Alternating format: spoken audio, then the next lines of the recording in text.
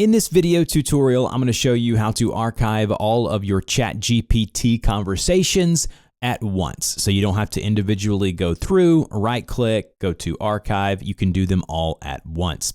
So on desktop, what you want to do is go to your username in the lower left-hand corner, click on that and go to settings. Once under settings, you want to go into the section that says data controls. Go ahead and click into data controls.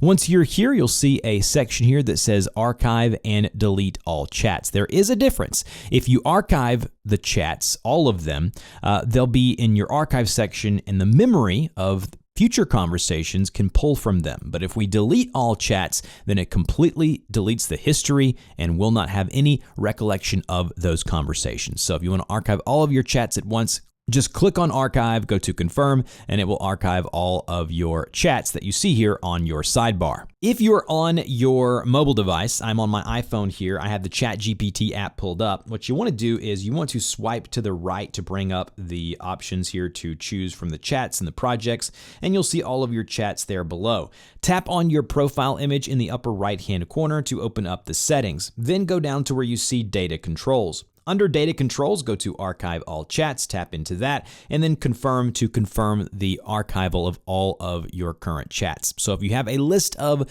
a ton of chats and you just want to clean up that sidebar, you can go and do that from the data controls section here in settings. If this helped, like, share, and subscribe, and I'll see you guys in the next video.